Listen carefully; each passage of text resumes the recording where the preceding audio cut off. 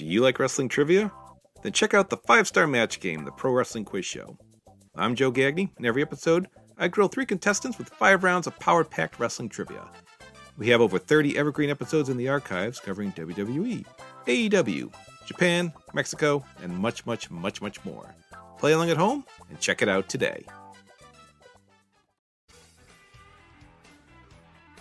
Hello, Voices of Wrestling listener. Dave Ryan here.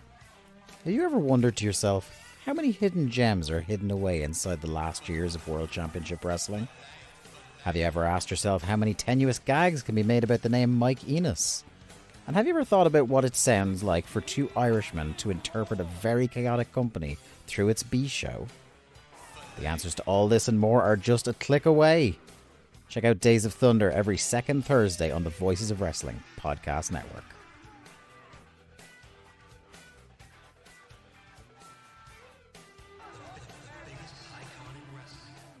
This podcast is a member of the Voices of Wrestling podcasting network. Visit voicesofwrestling.com to hear the rest of our great podcasts, as well as show reviews, columns, opinions, and updates across the world of wrestling.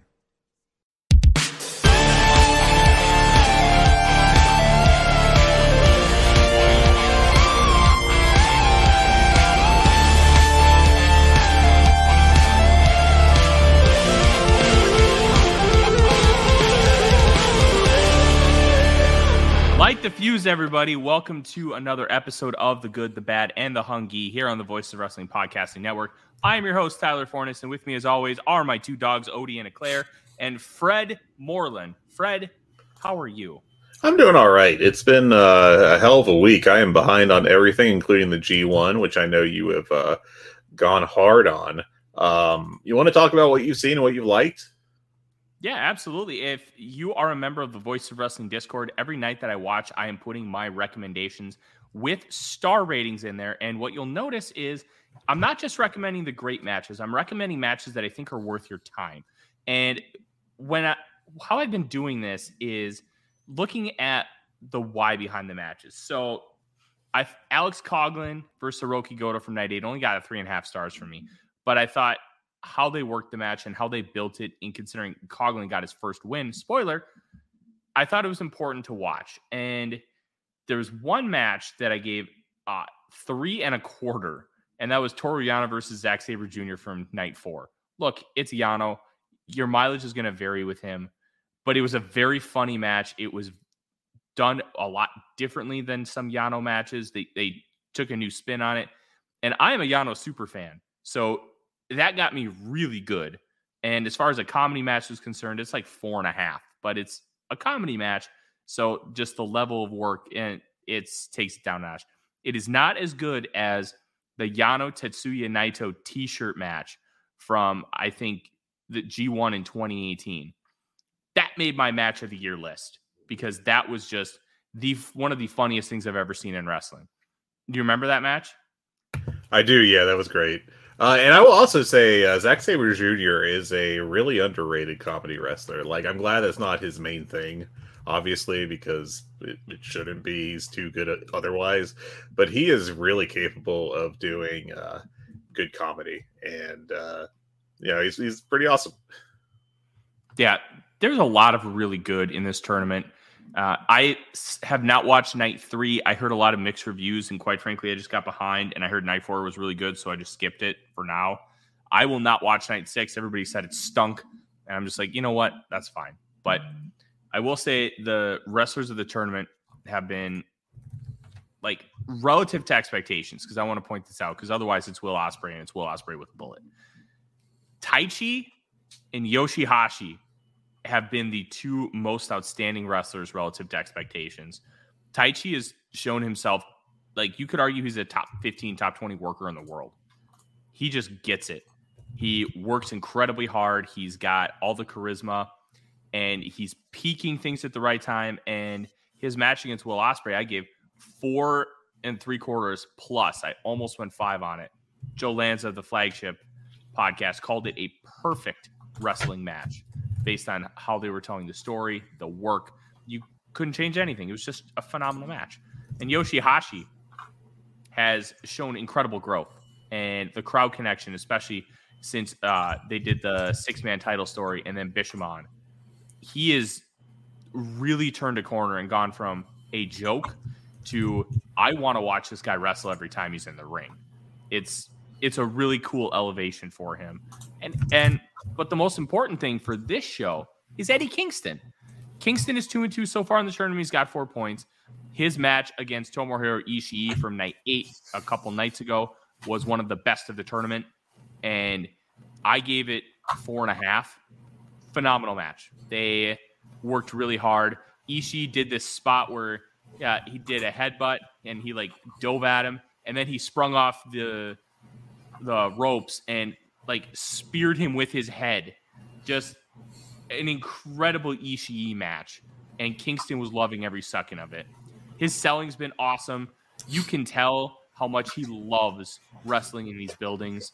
He got to wrestle Ishii in Korakuen Hall, and you can tell how much that meant to him and the entirety of what this tournament is and how much he reveres Japan. He respects this so much. He's giving 150%. The crowd has really gotten behind him because you can just tell he's real. And that's the one thing he's always shown every single time he goes out to the ring. He is unapologetically himself, and he shows it every single time. And the fans from Japan have bought in.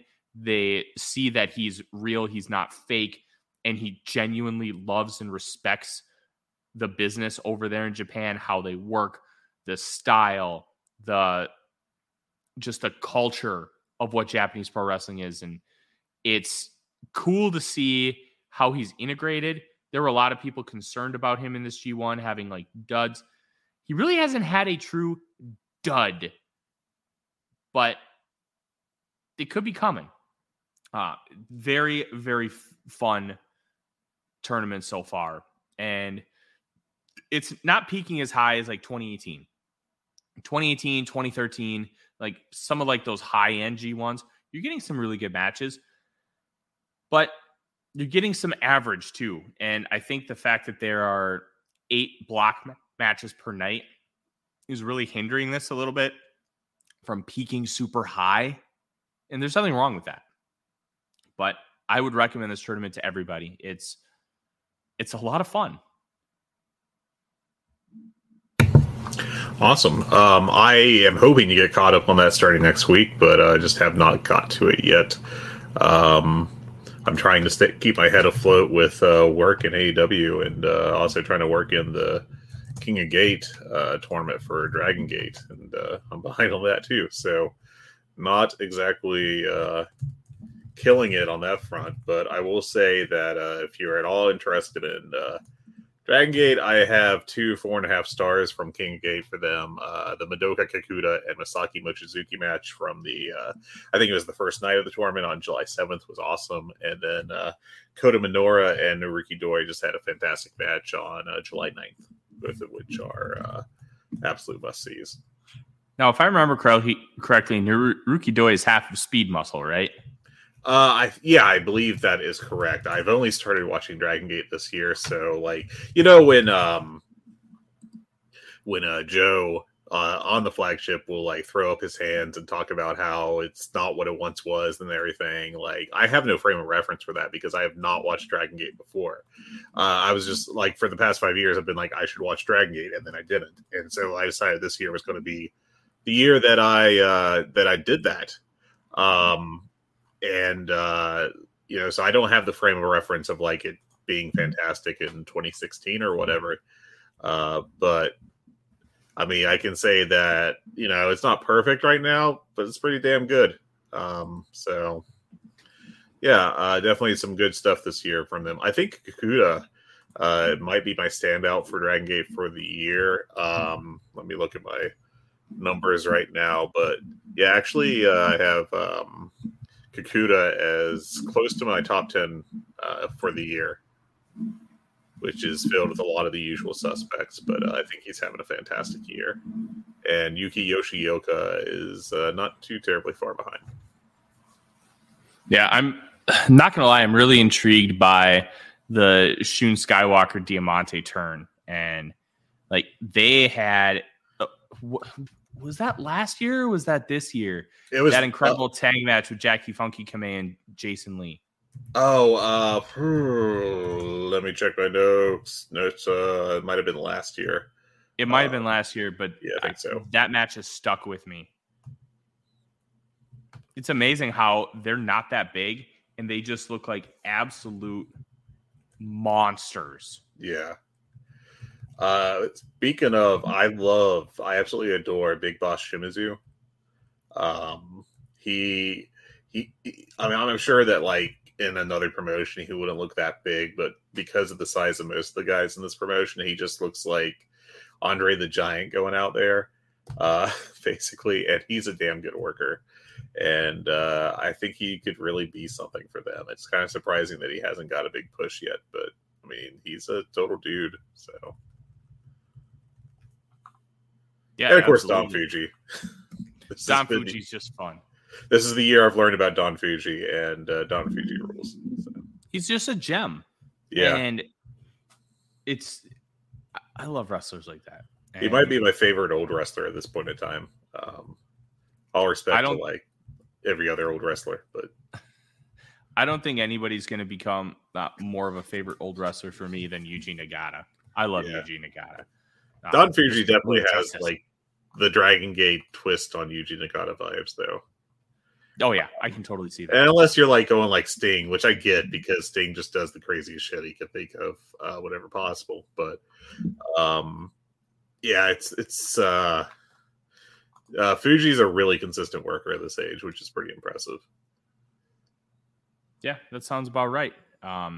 Let's start talking about some AEW news, because I think we could just BS about stuff like Dragon Gate for the next 6 hours. But sure, there's a good amount to talk about. And let's talk about contracts. It seems likely that the Bucks, Omega, and Page are staying, according to the Wrestling Observer newsletter. Along with that, Rush has signed a new AEW contract, which they did a little stage signing gimmick with him and Tony Khan, and how Rush was really excited to be there. And that's just Rush being Rush. But what was really interesting, someone in WWE told Dave Meltzer the money was insane. And also, per Meltzer, the Rush versus Jack Perry match went as it was planned. Wait, you're not talking about the one from a little while ago? A few months ago, yeah. Okay. That a bunch of people got freaked out about and were like, oh my God, Rush is shooting. Meltzer reported that was not the case, that it was actually the entire plan that basically Rush would beat the hell out of Perry for a while, and then Perry would barely win, with the idea being that it would show that Jack Perry was a tenacious babyface. Of course, we've kind of moved away from that at this point in time, but yeah. Yeah, and I love the fact that Rush is a locker room leader. And look, we talked about this at the time.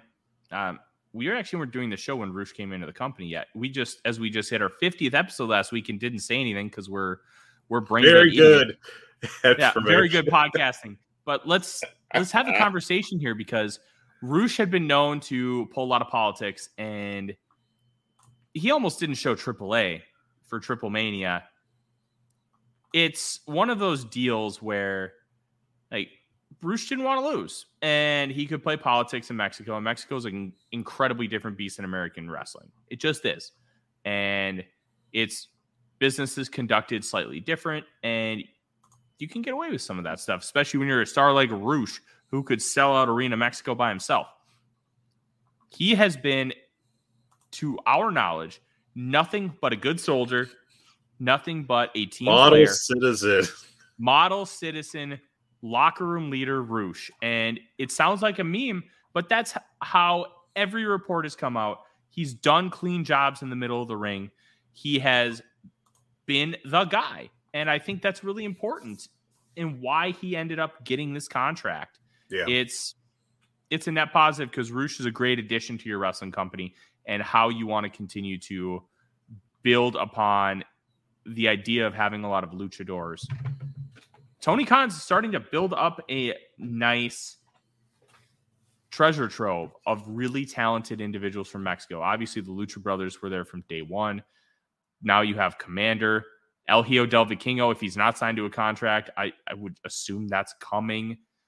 And Gravity just appeared on both ROH and Ring of Honor and AEW Dynamite. Yeah. And Roosh, Andre El Idolo. There's a good amount of talent from Mexico, and I think you can continue to build on that and try and, I don't want to say make your own division, but utilize these guys in a very lazy take here, in a similar way to how WCW used the cruiserweights. Give them feature matches. Just let them do cool stuff. Yeah. And then you can build stories with them and other people. And I really like that. I think that there's a lot of meat on the bone. Yeah, I mean, the talent they've got is great. I mean, Gravity's probably the weakest one. I see upside with him. I don't know how much. But I mean, worst case scenario, he'll be like a solid mid-carder, I guess. But I mean, the other guys, I mean, they're all fantastic. Like, Commander has really improved in the past year. And Vikingo is, he's gone from being a guy that is like the perfect GIF wrestler to like a legit, maybe top 10 wrestler in the world. He's just that damn good. Yeah, he's not just spots. He is, he's really improved. Able to, yeah. And I think wrestling so much this year in so many different promotions. Yeah, it feels like half those matches are being as Commander, but they're trying different things. They're trying to build stories within the matches and not just do cool stuff. And that kind of psychology. The match with Kenny Omega on Dynamite was that good. Yeah. And then they had the match down in AAA, which was good, but I don't think it was like it wasn't like next level good like some of the other stuff. But improvement is good. Vikingo's what, 26? It's not like he's old. Like, he got an early start just like Rey Mysterio Jr. And that's honestly his comparison as far as time, influence, and the ability to just create new stuff. Because aerial stuff's been around for so long. Rey Mysterio's like the pioneer of a lot of it. But to be able to do unique things in terms of aerial attack, I think is just really, really impressive. Yeah, he's special. He's really special. I don't think anyone at this point in time can be as influential to pro wrestling the way Rey Mysterio can, just because the way that moves diffuse and everything and styles diffuse, it's so much, it happens so much faster these days compared to the 90s. I think Vikingo is the best flyer in the world right now. And we'll get to that in a little bit. But I just don't think that it's just not as possible, because there's not going to be that moment where you're an American fan in 1995. You're used to like Bobby Eaton being considered a high flyer, you know. And God bless Bobby Eaton. He was a fantastic worker. This isn't a burial of him or anything, but like, it's just, you know, the idea of a high flyer was very different in 1994, you know, in the US, because there wasn't a lot of Jushin Liger. He would come over sometimes. And Great Sasuke wasn't really well known.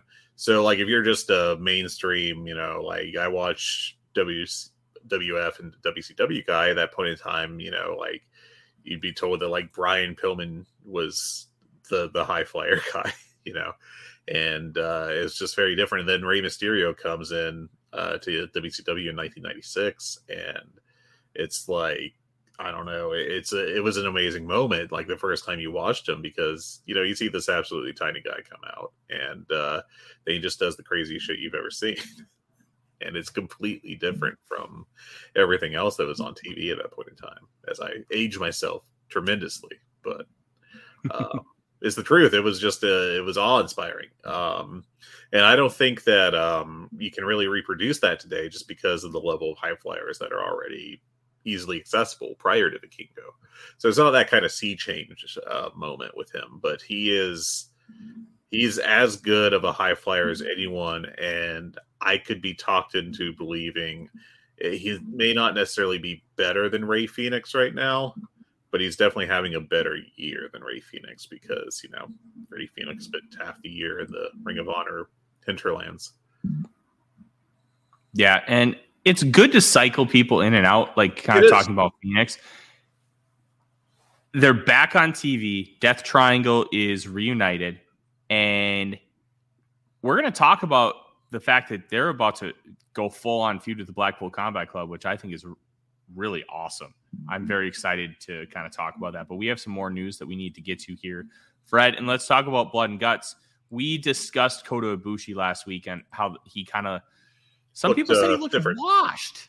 I thought it was a factor of the match and the fact, like, he really hadn't wrestled much. He had the 2 spots in GCW, which got mixed reviews. Obviously, one being Bloodsport against Speedball, but I thought that was really good considering the confines of what Bloodsport is. And the other being, well, it was Joey Janela, and they did Joey Janela things, and it was felt like 40 minutes too long, but it was a good work. Yeah. They worked really hard. You can't knock that. Well, apparently, Kota Ibushi blamed his performance in Blood and Guts on thumbtacks and glass penetrating his boots early on in the match. Well, if you've never been in a match like that, which I doubt Kota Ibushi has, I can see that happening. Yeah, I'm not terribly concerned moving forward. I thought he maybe didn't look great. But all the same, I don't think that's the match to judge him by, frankly. We'll pay attention to him moving forward when he pops up again. It may not be until Wembley. I think he mentioned online that he would be at Wembley. But I just don't foresee. I don't think we'll get a chance to really evaluate him until possibly then. So, yeah, I think I'm really excited to see Kota Ibushi again. I would guess we're gonna see, and I could be wrong, tag match at All In, maybe Golden Lovers versus Konosuke Takeshita and X, whoever that X would be. It feels like it might be Chris Jericho. Yeah. But the rumor is, according to Fightful, that it's going to be Will Ospreay versus Chris Jericho at All In, which I'm really excited about. Obviously, Jericho physically is not what he was 10 years ago. He's not what he was 2 years ago. But his mind is still sharp as a tack. And outside of the Adam Cole match, his matches have been really good. They're put together well chemistry-wise. And we know Will Ospreay is going to work his ass off. He might be the hardest working wrestler in the entire world right now. And this feels like a dream match kind of thing. He just beat Okada in the G1. He's getting Marufuji at his anniversary show at the end of August, which he's always wanted a Marufuji match. And now he gets Chris Jericho, theoretically. Yeah. I think that match could be phenomenal considering what Chris Jericho's mind still is with the business, and they can build that match up. I think that could be good. But it feels like we could maybe see Ibushi again at All In, and then you get Omega Takeshita at All Out as like a 1 week build, because it's like a preview tag. But a preview tag with those guys could still be like a 4.5 to 5 star match if everything goes right. If everything goes right, you're not cheating the fans at Wembley by giving them a preview tag, because the preview tag will be awesome. That's my fantasy booking. It'll be really interesting to see what does happen. I think there's honestly, I think we have to kind of discuss this here. I thought we'd get a lot more clear direction moving forward towards the All In, All Out combo from this past week's Dynamite, and we really didn't. I didn't think at all. I'm kind of surprised by how relatively little hints we got moving forward and storyline directions. I do think they have several storylines going on, obviously coming out of that show, but it wasn't as much as I expected. Part of that's probably because the Young Bucks were in Hawaii, just resting after trying to kill themselves, and Kenny Omega had the week off too. See, I disagree. I'm going to fight you on this, and here's why. They've planted a lot of seeds. Now, there are some seeds, yes. It may not have been explicit. They opened the show by calling it the Road to Wembley at All In. So the theory that they weren't trying to promote the show enough, well, they didn't want to gloss over Blood and Guts, but they still mentioned it on every episode of TV that they had All In.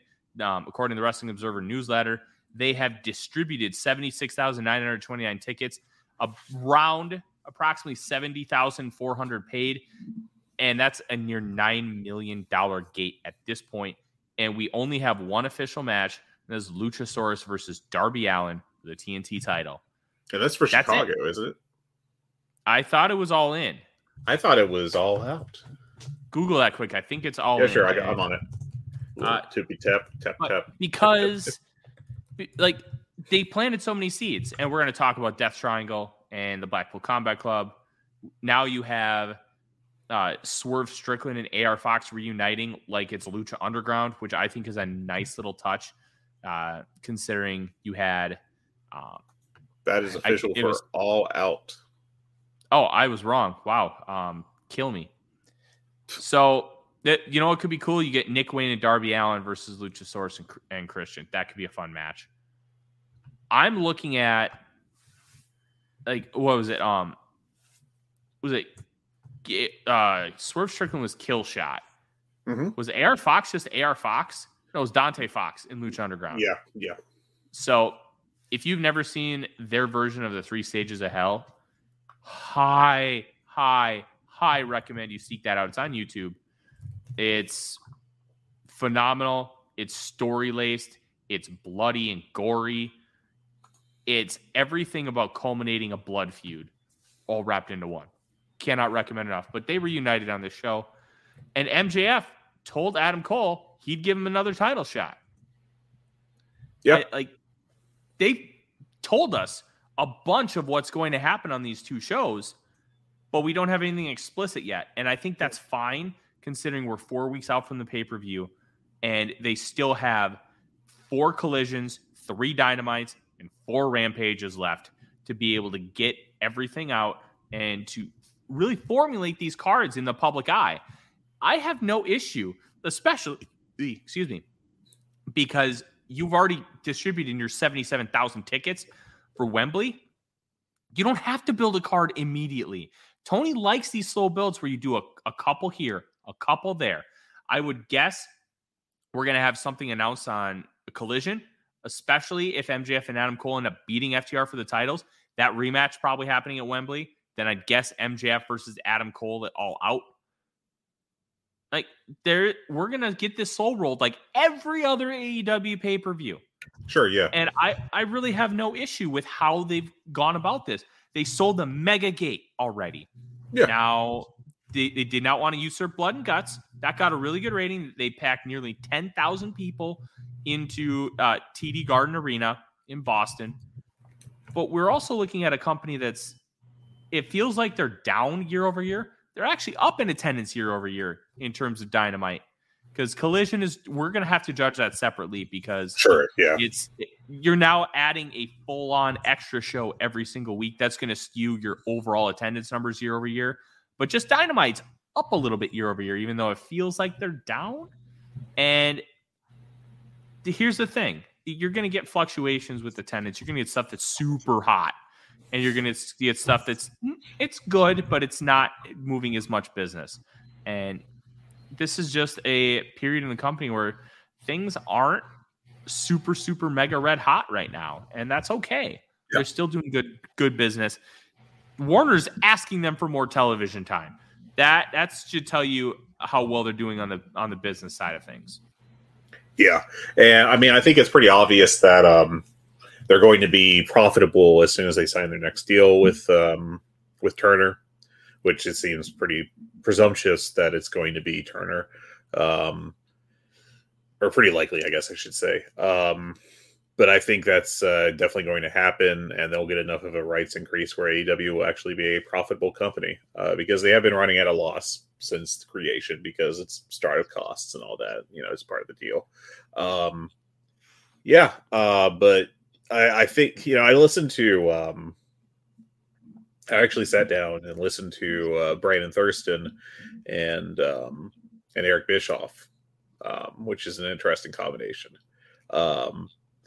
But Bischoff's concerns, I listened to him, and they were pretty understandable. Actually, I realized that I dunk on him some for just some out of lunch stuff, but I think a lot of it is kind of PTSD from what happened to WCW under his watch. And a lot of it was based around, well, maybe Turner will just have someone come in and decide they don't want wrestling anymore.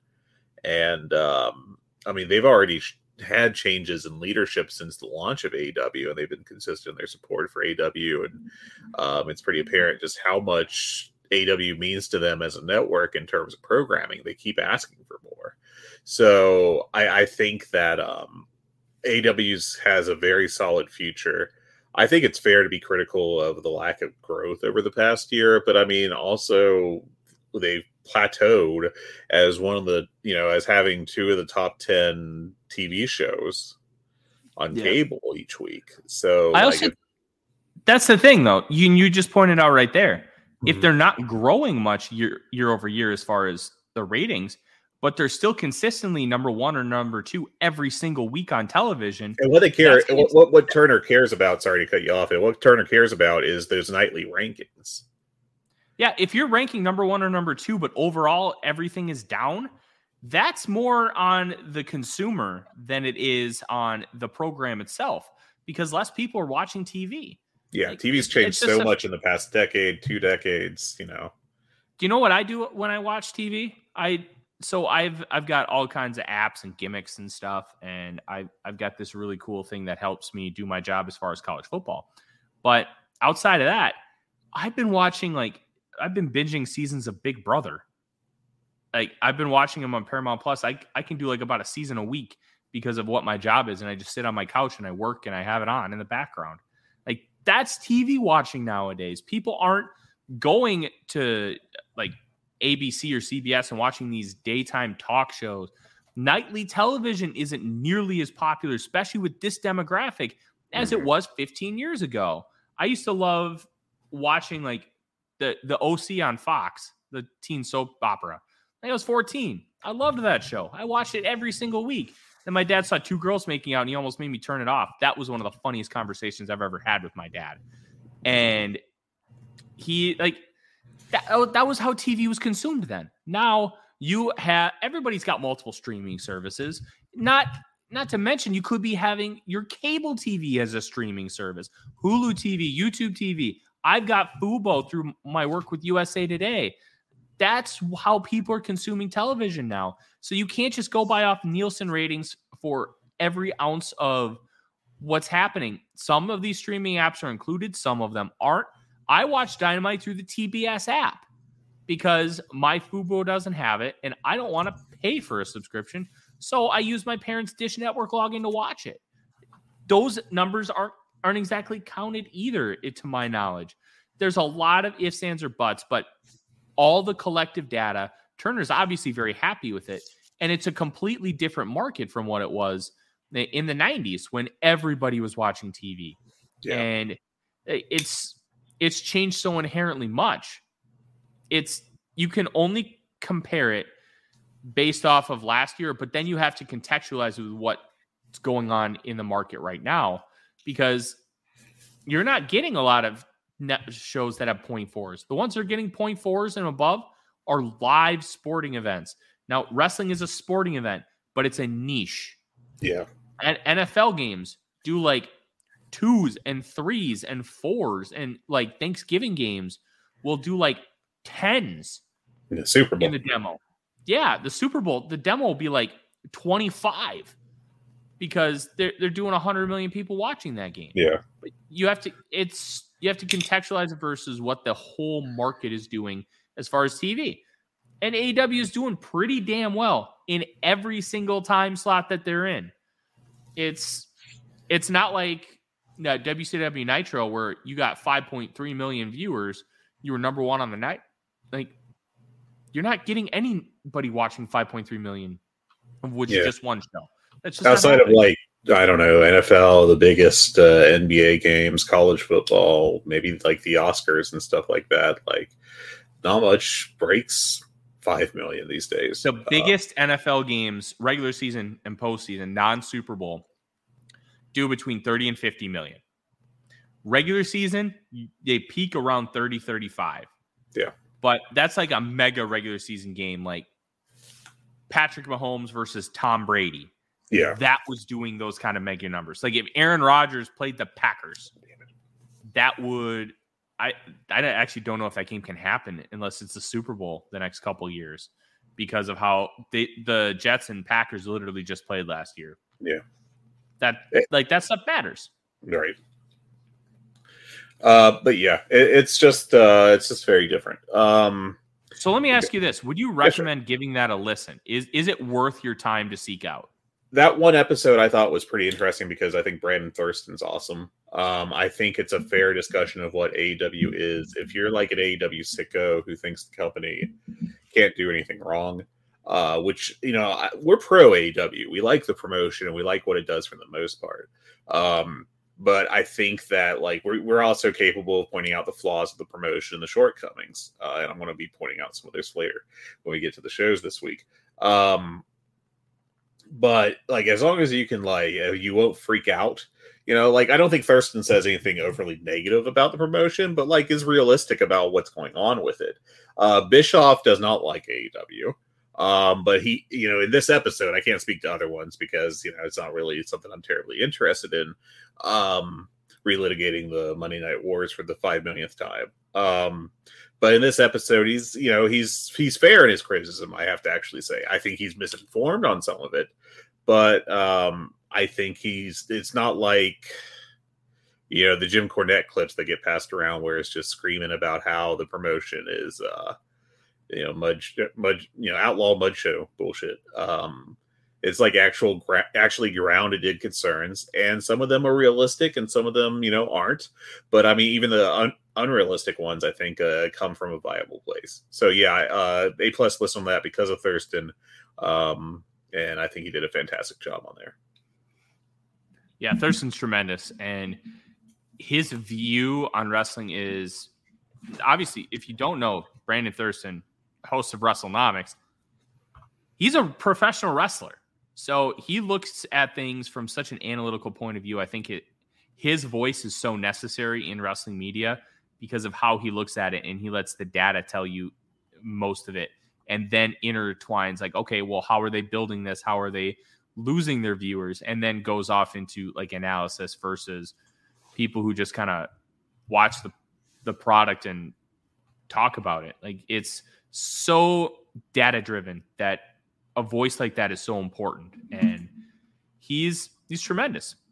Yeah, really intelligent stuff that he does. Yes, let's do some quick hitters here. All right, I'm going to run us through the rest of the news. How about that? Do it. All right.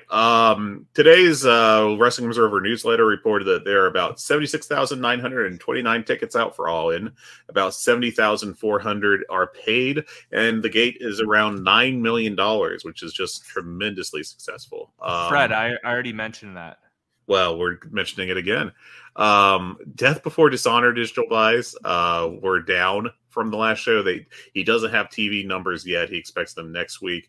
That would be the lowest bought Ring of Honor show under Khan, and I think that's what it should be because, I mean, first of all, you've got the bill pretty much entirely on the Honor Club service, which I don't think is. I would be shocked if those subscriber numbers have not decreased since the last one we got, because I'm still subscribed, but I haven't had the motivation to even open it since the first week of that TV. Because really, Ring of Honor TV right now is red and black dark. It's just, yeah. I don't need to watch a 14 match show where 6 of the matches are squashes. That's just not what I need to do with my life. So. Aussie Open says the reason they joined AEW is that when they asked New Japan for contracts so that they could have some stability, New Japan, we said that yes, but not now. So they looked at AEW, got an offer, and made the jump. I'm sure that they will still appear in New Japan some going forward. They're still United Empire. They are. JR is hoping to be back by Wembley. That's not a definite date, but that's his personal goal. Obviously, I mean, look, we shit on his modern work a lot. But I do think that having him briefly involved with the show in some manner, maybe call a match or two, would be reasonable. I mean, he's JR. I think here's the thing. They need to utilize JR and pivot like they did with Mark Henry, because the idea was to have Mark Henry as a Rampage commentator. That lasted what? A week? 2 weeks? Not very long. No. Yeah, JR is a relic. He is phenomenal. His past work, he has some of the best calls in wrestling history. He doesn't have it anymore. No. And that's okay. But there's still value in having Jim Ross. You can have him do backstage stuff. He was always been really good with the sit-down interviews. Find a way to use him. He can be an acceptable announcer when he's involved, when he's invested in the matches. He is not invested in most matches these days on the week to week. I think for like Wembley, you have him come out for whatever the main event is, maybe the top 2 matches. I think you do the entrance for him. It makes it feel like a bigger moment for that match because of all the cachet Jim Ross has from his career. And I think, he'll probably be very interested in that match and will do, what a modern good job by Jim Ross announce call is. It's not 1998 Jim Ross, but, it's, 25 years later. That's just what happens. Maybe he gets the projected Will Ospreay and Chris Jericho match. Yeah. I think that sounds like a match that Jim Ross would be really invested in because he likes Will Ospreay. And obviously the connection with Chris Jericho lasts a long time. Yeah. And those aren't the matches where he starts saying the wild shit that we're all like, what are you doing, man? So yeah, and of course we hope that he continues to recover well. I mean, again, just because he's not a good announcer means I want him to, break his face, poor guy. Wheeler Yuta apparently worked Death Before Dishonor with a partially torn hamstring, which, wait, did he have a match there? That's why he missed the show, I think. My note was bad. Good job, me. I'm a professional. No, he wrestled Blood and Guts with that, and then he appeared on Death Before Dishonor. He was involved in the main event, but he didn't have a match. I like typing things and not like analyzing them. They just garbage in, garbage out. Producers. We got to talk about producers, I guess. Chris Hero is in full-time as a producer, which is awesome because Chris Hero is a really smart guy. We also got Orange Cassidy doing some producing work, and they gave a producer tryout to Scotty 2 Hottie. I have no idea what Scotty 2 Hottie's view of professional wrestling is. Like, we know Pat Buck loves WWE stuff. We know Jimmy Jacobs likes a lot of that stuff too. Chris Hero is exactly the epitome of what AEW is. Kind of his view of professional wrestling. Look at how he's built up West Coast Pro over the past 6 months. It kind of shows they're running. And what he liked or was involved with in professional wrestling when he was a full-time wrestler. That's a great add to the room. I am thrilled that they ended up making that move to bring in Chris Hero. And maybe, just maybe, Joshi talent will be booked and be used in a better spotlight. Yeah. Honestly, Chris Hero rules. So I'm happy to see him around AEW. This is step one to making Griffin Peltier's dreams come true. Bring back Chris Hero. Chris Hero return tour. Future world champion Chris Hero. Santana is training for his return after his awful knee injury in last year's Blood and Guts. And Ian Riccabone mentioned on Ring of Honor TV that Dante Martin is progressing ahead of schedule in his return from his awful broken leg he suffered in that ladder match earlier this year on pay-per-view. So we'll see when he returns. Yep, very good news for him. Let's get to the weekly shows, man. You want to talk about Death Before Dishonor? I watched a little bit of Death Before Dishonor. I did not get a chance to watch the whole show like you did. But I think one of the big things about Death Before Dishonor is the build fucking sucked. And there's really no other way you can say that. They had one match announced 8 days before the pay-per-view. And then that match got canceled because Mark Briscoe got hurt. Yeah. Really rough build. Yeah. But never doubt Tony Khan putting on a good pay-per-view. Yeah, the AEW roster is too good to blow a pay-per-view. Now, I did see Sean Cedar calling for people to review Ring of Honor in the Slack last week, and I responded, I can't do it because I'm out of town. Otherwise, I'd give you another excuse, which is the level. I saw that. My level of excitement for the show, but they definitely exceeded expectations and then some. This is a really good show. You should go out of your way to see. I gave it like a 9 out of 10 overall. No like real match of the year contenders, but it had how many?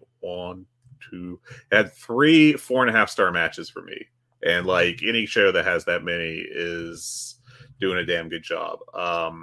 I loved just about everything on this show. The worst match was Samoa Joe and Dalton Castle, which was a lot of stalling and then basically just Joe murdering. But other than that, like every match I think was at least 3.5 stars in my book. So yeah, if you got the time, like check this out. Willow Nightingale and Athena was really damn good. Easily, I think the best American women's match of the year. Lots of good stuff to check out there. So strong thumbs up on that.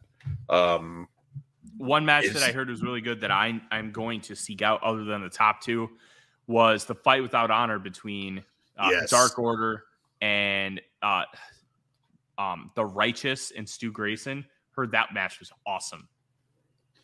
Yeah, that was one of my 4.5 star matches, and you could make the argument that was the best match of the night, which I definitely wasn't expecting, but everyone had their working shoes on for that, and I mean, it was total plunder, but I mean, like, it was a really good hardcore match, so thumbs up on that one for sure. So that's all I've got on that show, really. It didn't build anything going forward. Well, it did build some stuff going forward. Let's talk about the angle at the end of the world title match. Yes, so that's exactly what I was going to bring up. Claudio beats Pac with interference from Wheeler Yuta. 4.25 stars. We get a reuniting of the Death Triangle with the Lucha Brothers coming out to support Pac. And then that bled over to the main event of Dynamite. And look, easy transition. The Elite and the Blackpool Combat Club did their handshaking, which I'm very intrigued to see how Bryan Danielson's going to handle that when he comes back. That could end up being the end of the BCC. We'll see. But it was just an instant transition over to a new feud. And Tony Khan deserves a lot of credit here, Fred, because he took a situation where you had injury stuff where you couldn't have Bryan Danielson and then you couldn't have Eddie Kingston. So then you had to get a mercenary in Pac. Well, it worked in kayfabe. And then Claudio just hits Pac one time. He's like, screw this. I'm done. And now all of a sudden you've just transitioned immediately into a great feud. He took a negative and spun it positive. Yes, he deserves a lot of credit for that. That was smooth. That was a nice way to get a good main event going for Death Before Dishonor, get it featured on AEW TV, which is the biggest reach they have for that. And that was really well done. Another thing for the Ring of Honor show is to mention that Best Friends and the Lucha Bros have been in a feud going on for a while now. And they came out, and when the Lucha Bros came out after the main event to fight off BCC, the Best Friends came out to fight with them too, and then that of course led to Orange Cassidy coming out as support for them, and Orange punching Claudio, Wheeler Yuta, I think it was, and that set up basically the open of the show where Jon Moxley attacked Orange Cassidy after the opening match of Dynamite, but I'll get to that in a second. Rampage, I'm not going to recommend anything off of that. The Royal Rampage was a disappointment. Usually their battle royals are more entertaining than that. This was like filled with a bunch of Jags and like Darby and Swerve. So it was obvious like who the final guys were going to be. And they didn't really do a long closing stretch. So not worth it really. I'm not going to recommend either the other two matches on there, but I will say that both over-delivered relative to what I expected from them. Marina Shafir and Chris Statlander actually put on a respectable match, which I was not expecting. I don't think much of Shafir as a worker, but she did pretty damn good there. And Statlander is up and down. That night I'll give Shafir this. I don't think she's a good worker either, but there's effort every single time. And I can at least let some of the sloppiness pass because you can tell she tries really hard. Yeah. And I appreciate that. I will take with subpar if you give me a lot of effort. Yeah, I will take ugly, but like effort-filled ugly over like just step-by-step ugly every day of the week. Speaking of ugly, I didn't mention this. You need to go out of your way to watch Shingo Takagi versus Mad Mikey Nichols from Night 8 in the G1. The finish was ugly. Okay. But it worked because it was within the confines of what the match was. Mikey Nichols has been really good in this G1. He's just working like a bat out of hell. Like he has nothing to lose. Awesome. And it's been awesome. It really has. Good for him. Here's a Claire. we got a dog run in from the new dog. Yeah, she's a good girl. Yeah, she's lovely. Collision. First of all, there were so many damn recap videos on this thing. Now, I know it was a big week between Death Before Dishonor and Blood and Guts, so I get it. But it still felt like even for that, there was a ton of recap videos, and I did not AEW Velocity, baby. Let's go. Yeah, well, Collision was, it didn't feel like a great AEW show this week. I was pretty down on the TV in general compared to other weeks. Nothing really terrible as far as like show wide, but this just wasn't it. The only match on there that I'd really recommend was the main event with Starks and Christian against Punk and Darby. And that was that's kind of a weak recommend because it was nearly 30 minutes long and it only hit like 3 3/4 stars for me. So given all the wrestling out there, it's definitely not must see. Especially if you're just kind of being a tourist with AEW TV right now. And then Billy Gunn teased retirement after the House of Black match, which looks practically like an angle. We'll see where that goes moving forward. But of course, the storyline was that the Acclaimed and Gunn were coming in to challenge House of Black for the trios titles. Really, and the Acclaimed were all about getting Billy Gunn one last title run before the end of his career. But basically, House of Black murked him right away, and Gunn had a nice little show fire spot right before eating a black mass and getting pinned. And then after he took his boots off and kind of shoved the Acclaimed away. So we'll see where that goes. How about the start to that match where Buddy Murphy, as they're making their entrance, just bolts out of the ring and gives a flying V trigger to Max Gaster. Yeah, it wasn't a great thumb jock stuff. Yeah, it wasn't a great match, but it was an interesting angle if you're invested in those guys. So that's something to take your time out to watch if you care a lot about the Acclaimed or House of Black. And then Dynamite. All right, let's talk about the biggest thing from this Dynamite, I think, which is honestly what was nearly the worst match of the year that I've seen, which is Britt Baker and Taya Valkyrie. That match was atrocious. I went 3/4 star on that, which I've only given 2 matches under 1 star that were not squashes this year, and the other one was Bray Wyatt and LA Knight in their Mountain Dew pitch black match at the Royal Rumble, which was just a total joke. And I gave that 1/2 star. This match, you could argue to me, was even worse in terms of just the in-ring. Just some awful work. There was a big botch where Taya was supposed to be teasing the ride of the Valkyries and just kind of drop Britt. Yeah, there are people defending Taya in that spot. She controls the spot. She controlled that spot. So no, I could see when Britt Baker dropped down and looked awkward, Taya moved her and she thought that was the spot, so she dropped. Yeah. That's all Taya. Yeah. And we have defended Taya on this show. No. I give Taya a lot of credit for doing way better than I expected in the Jade Cargill match. Jade Cargill match was a notebook match for me. Yeah. And that feud was good. It was probably the most interesting thing Jade had done in a year, maybe. But Taya, I don't think Taya is a great worker or even a good worker. She's about average, maybe a little below, depending on how charitable or not I'm feeling, I guess.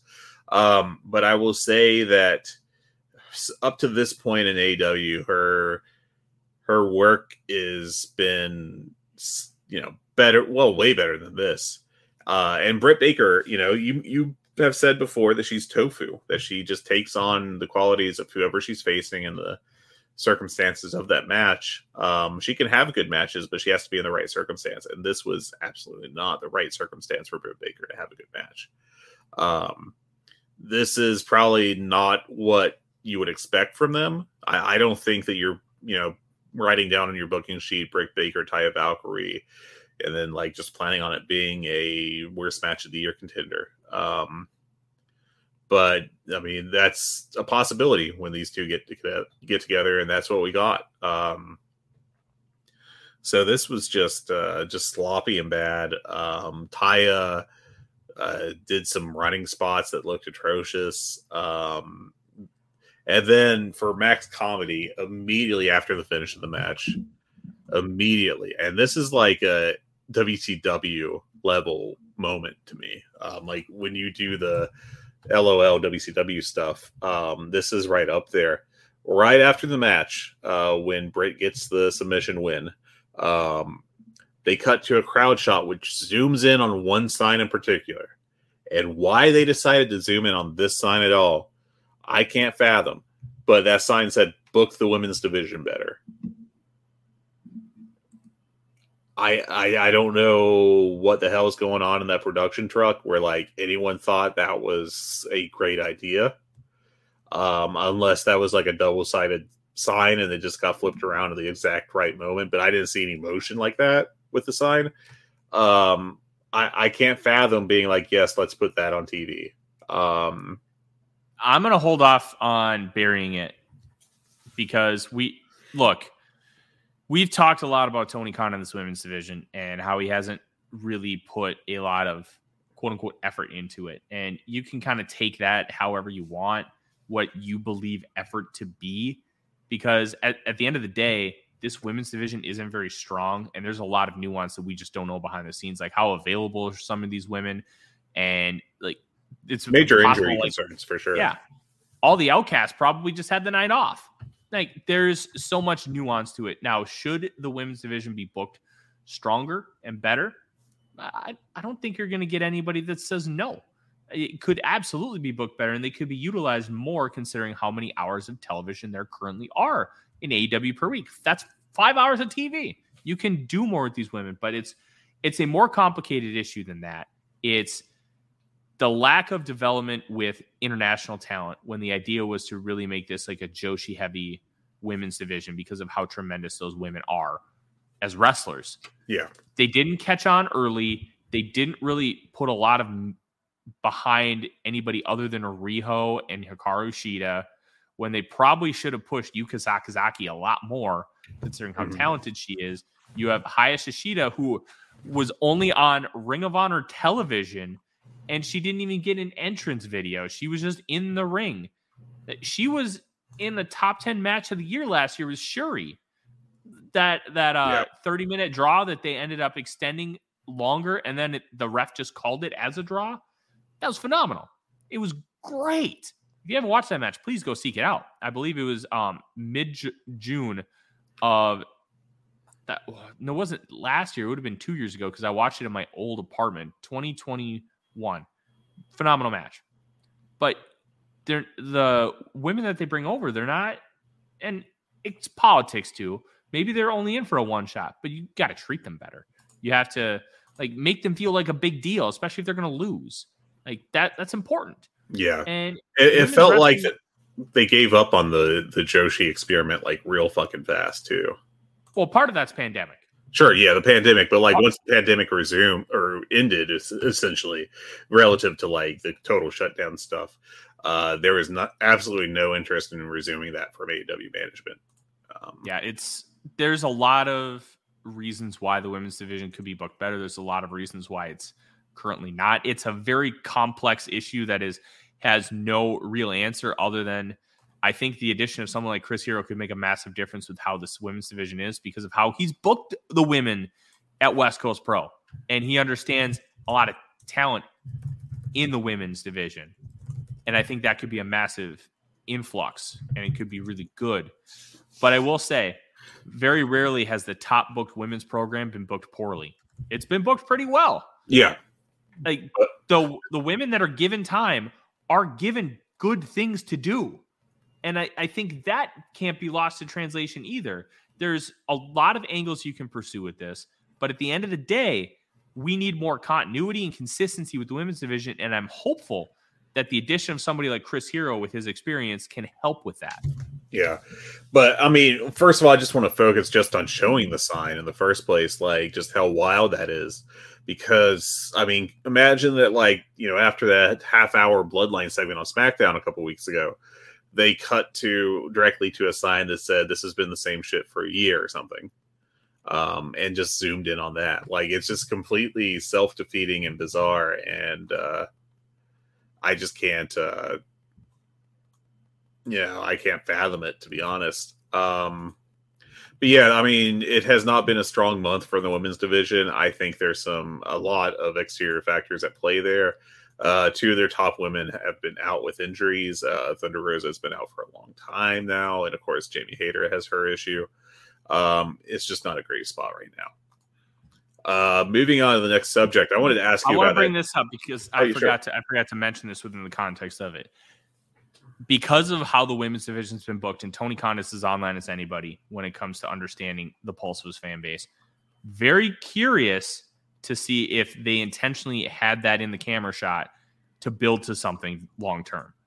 That felt more intentional than oopsies, and I'm very curious how this plays out. And one thing we've learned with Tony Khan, the follow-up is more important than what actually happened itself. How are they going to build off of it? How are they going to continue to grow whatever X is? And that felt more intentional than anything. If it was a botch, then bury them all to hell. You can't do that. To me, that felt intentional. I'll leave it at that. Yeah. I mean, I don't know. That's I think that's a terrible angle to work if that is an angle, because basically what you're doing is you're telling the audience our show is bad, actually, and trying to make that an angle. And it's that doesn't work out well ever. So I thought that was just amateur hour shit, frankly, when they cut to that side. Jack Perry, I want to talk about that promo. What did you think of his big heel promo? And then Jerry Lynn coming out. Are we really going to do this ECW thing? Oh, boy. Yeah, I don't know that I need round 5,000 of I'm a grizzled vet from ECW and I'm tired of you young kids disrespecting me. The Bully Ray special. Now, if they end up doing Jack Perry versus Taz, I will forgive all transgressions. Because I think that. No, of course they're not going to do that, but that would rule. Oh, and yeah. Taz would just be he'd just be kicking him in the yam bags and just trying to choke him out and throw him around the ring. And Jack Perry would sell for him. And then all Jack would need to do is hit one finisher and you call it a day. Taz hasn't taken bumps in 20 years. Yeah. That's all you need to do. And it could be really fun. It could give the crowd something really cool that you get Taz in the ring. Taz has motivation to get in the ring and want to kick the crap out of Jack Perry. I don't know where this is going to go, and this is what I talked about earlier. The follow-up matters more than this standalone promo. Is this just going to be another ECW tribute gimmick when every company in the fucking world has done ECW tribute stuff? Impact, GCW, ROH, WWE. I want to know what we're getting here. I want to see how this is going to progress, because I'm not excited about it right now, but I'm willing to change my mind if they give me something. Yeah. I don't know. I mean, they're not even labeling their thing next week as a match. So it's like a face-to-face or whatever they're calling it. Yeah, I don't know. I'm curious about what it does become, but I don't know. I mean, first of all, Jerry Lynn's not exactly, the greatest promo either. So, I wasn't super impressed with what Jack Perry did. It felt like a lot of heel 101. I think his delivery is improving. So we'll see. I'm not writing him off or anything at this point in time, but I'm not going hog wild all the same. But I don't think it was a disaster either. I thought it was just fine, Yeah. I'm not so worried about Perry doing the heel 101 shtick because he's so new at this and he's never been a heel before. Mm-hmm. I saw some growth in how he's presenting himself. I thought the finish to the match against Hook was probably the best thing Perry's ever done in AEW, because he's just got a shitty version of a pin. He's basically lying across Hook's chest, and then as the 1 count hits, he just gets this evil smirk like, Haha, sucker. Yeah. And the little nuances, I think Perry's getting a lot more comfortable. He feels comfortable with the look. The look is good. I think the heel 101 stuff is fine right now because he's still learning. But let's see how he continues to grow and build off of it. Yeah. Again, I'm not writing him off or anything, and I don't think he's done like a bad job, really. I think he's carrying himself well as a heel. I don't know if he'll get to like main event promo level or anything, but something to watch going forward. Let's see. You want to talk about the Chris Jericho storyline that's going on right now? I think we have to. I think it's blatantly obvious that Chris Jericho is going to end up joining the Callis family, and I think that this is the time to break up the JAS. I think you have Daniel Garcia who's ready to bust out and become a real star. Sammy Guevara has been living under Jericho's shadow for the better part of 4 years. And these guys can all do something different and more exciting. I think that's a very important thing right now, to have these guys grow and evolve and do something different. You don't have to keep doing the same thing over and over and over again. And Jericho knows how to reinvent himself. I think him with Don Callis. Plus, it's not like Callis is some rando. They have a lot of history together from their time in Winnipeg. I believe Stampede Wrestling, ECW. I think they did some stuff overseas as well. These are two guys who have known each other for years. That's why Omega and Callis had that connection from their time in Winnipeg. It matters. History matters in this company. And I think this would be a really good next stage for Chris Jericho. Yeah, I mean, I think the JAS has largely run its course. So I think it's the right time to kind of shift him over to something else. I'm curious. Get Daniel Garcia a title shot within the next 6 months. I want to see him in a world title match. Yeah. He shouldn't win. I want to see him as a title challenger. Hell, they gave Jack Perry a title challenge relatively early. You remember that 10 minutes with Chris Omega Jericho? Deal. Oh, Jericho. Yeah, that's right. Yeah. That was like, you can give guys shots. They can lose because there's so much ambiguity with where they're at, and they're not ready to get the mega push. Ricky Starks with MJF last year. So yeah, well, Starks is already ready for the mega push, but that match was great. Like, you can do that, and I think that's awesome. And I think Garcia is ready to be that guy. Yeah, and I would now here's the thing if Jericho leaves to join Callis's group, then the idea of the rest of JES kicking him out and like renaming it or something doesn't really work, because Jericho getting kicked out of his own group would be a face thing, and of course allying with Don Callis would be a heel thing. So I'm not entirely sure how that will go, but I would personally, book it like Jericho decides that he doesn't want to align with Don Callis. Tries to go back to the Jericho Appreciation Society, and they turn on him. And then, like Danny Garcia becomes the leader of that group, in my mind. Because he is, after all, a sports entertainer. So I think that would be the way to go. Who knows what exactly they're going to do, obviously, but I don't know. I like the idea of the tension and everything, and we'll see where it goes. I think the intrigue is there. Chris Jericho understands this business so much, and he knows how to manipulate an audience. He knows how to invoke emotion. I'm very excited to see how this develops. Yeah. And then finally, the other big thing to talk about, I think, was Adam Cole and MJF. They did a promo hyping their match with FTR this Saturday on Collision.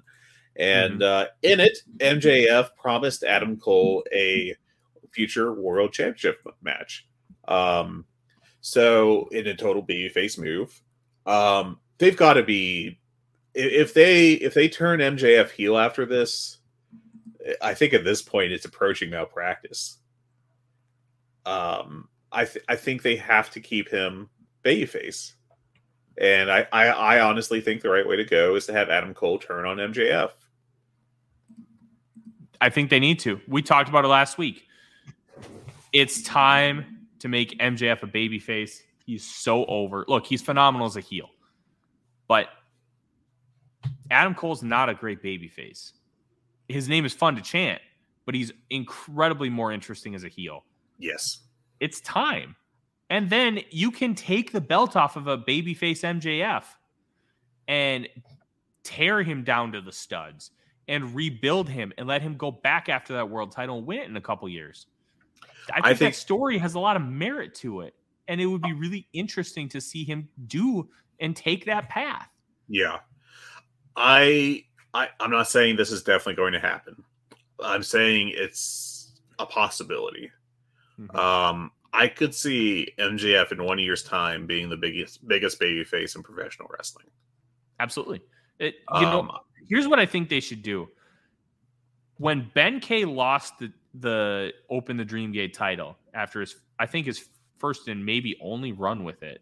Yeah. The next night, because I think he won it at Kobe World. I think he lost it at Final Gate. But the next night, he was in the opener, and he lost. And they sent him all the way down the card, and he's had to work his way back up. And he's gotten a title challenge. But that construct, I think, would work awesome. That could be a hell of a storyline with MJF. And have him have to kind of confront his shittiness on his way up to the title and everything. Mm-hmm. But yeah, I could, again, if I were to put like a percentage on it, like I probably wouldn't go over 25 just because so many things can happen and everything. But I think that if they do this right, if they put MJF as the babyface, they put him in the right storylines and treat him right, they could genuinely create a massive babyface that could actually really push AEW's business upwards. I don't know. It's really intriguing. There's so many things that could go wrong in a year's time, so many different directions. They could decide just to keep him heel. I know that they did a tease last year that MJF was going to go babyface and aborted it pretty quickly after a couple weeks. They could just decide to do that here. Because he is very good as a heel, don't get me wrong. But I think, honestly, there's a glimmer of some next level stuff, like some legit could be the biggest star in pro wrestling stuff with MJF. And if they can handle this right, this turn right and everything, I think he could get there pretty easily, honestly, just in terms of his skill level. I think the ultimate end goal here would be MJF, Kenny Omega. Because Kenny's super popular, but Kenny as a heel is far more interesting than Kenny as a babyface. And I love, like, Kenny as a cartoon heel, like the Cleaner. When he came back to New Japan at Wrestle Kingdom and he got that look in his eyes. Yeah. Like that Kenny Omega versus MJF.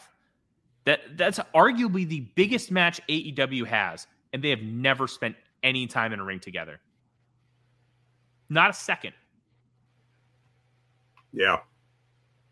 That will be a huge what you build up to. That will be a huge, huge moment, I think, when it does happen. Yeah, that could be how you utilize this face turn for MJF. And we can stop fantasy booking now, but I do think that it's really, really, really, really interesting. Yeah. Only other thing I really want to talk about with Dynamite is that outside of Taya and Britt, every other match was good. I don't know that any are like top shelf stuff. Let me just pull up my handy dandy notebook here, or spreadsheet, really. Yeah, the highest I went was 4.25 for Darby and Swerve. Those two are always awesome together. So, but everything else was like in that 3.5 to 3.75 range. Solid show. Outside of like just a really dreadful match, and like a kind of iffy promo. I mean, outside of about half an hour, that was a damn good Dynamite. I do need to talk about this actually. The aftermath of the first match on the show, AR Fox and Orange Cassidy, was absolutely top shelf booking. They, in like 5 minutes, they had so much cool stuff and interesting stuff happen that's like a masterclass moment in professional booking, and that's the shit I love.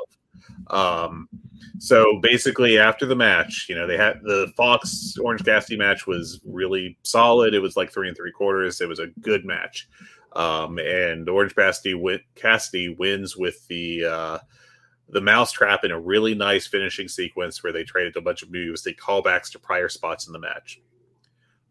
So right after that, Orange Cassidy gives Fox his lazy handshake, gives him a pair of sunglasses.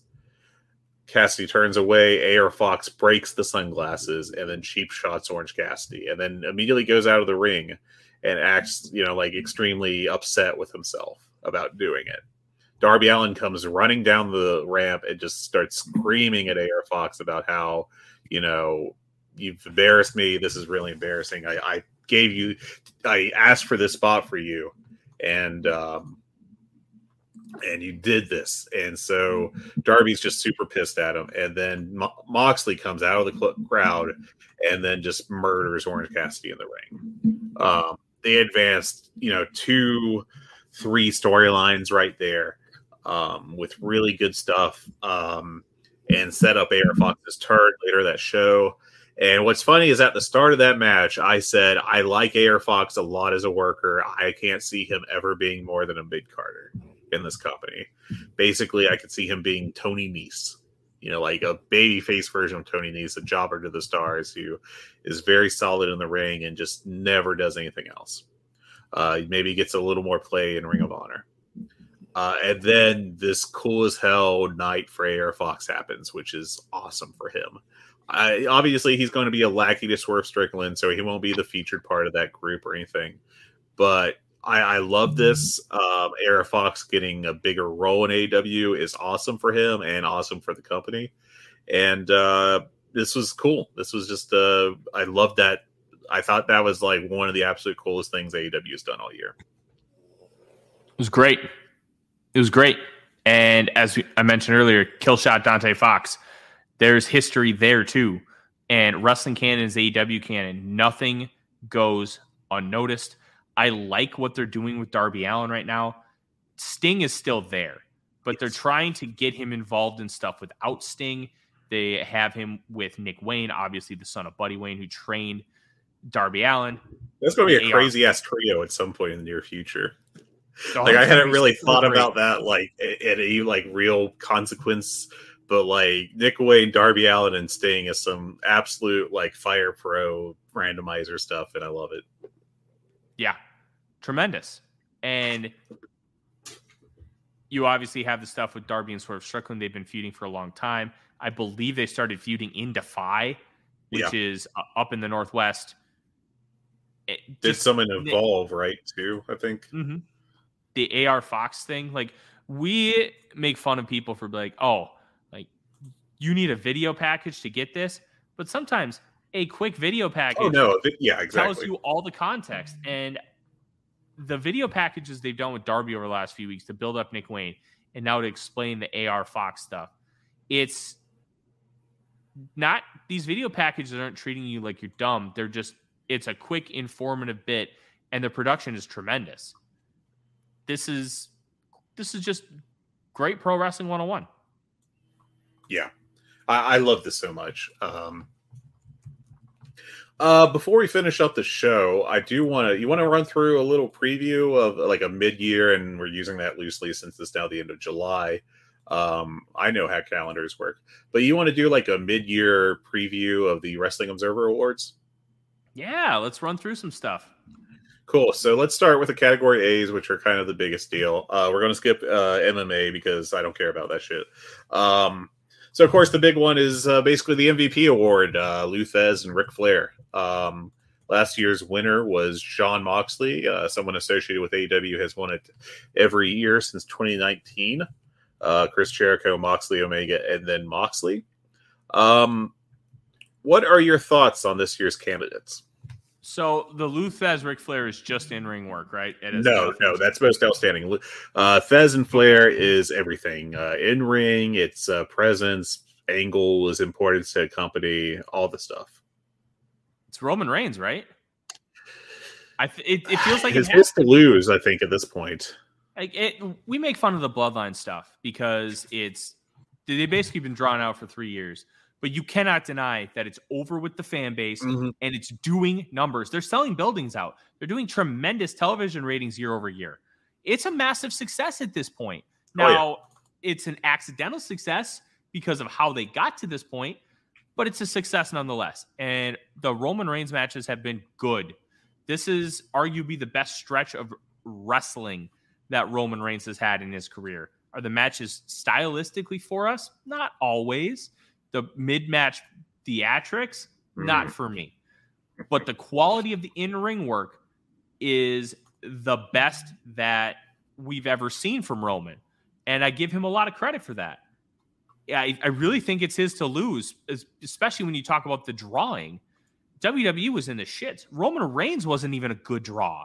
Like, remember the MSG house show? They announced John Cena because they couldn't clear 7,000 tickets, and that's the territory. That's WWE's Mecca, is Madison Square Garden. Like, Bruno Sammartino sold out Madison Square Garden like once a week for like 10 years. That matters. And he's turned that around and become arguably the biggest draw in American television wrestling. Good for him. Yeah. Look, I've always liked Roman Reigns. I actually think this is the least I've been interested in his work, in his career, as far as an in-ring performer. I think, that even at the lower parts of his, super babyface push that didn't really work, I thought that was that he was at least capable of putting on very strong WWE style matches. They were like 4.5 stars.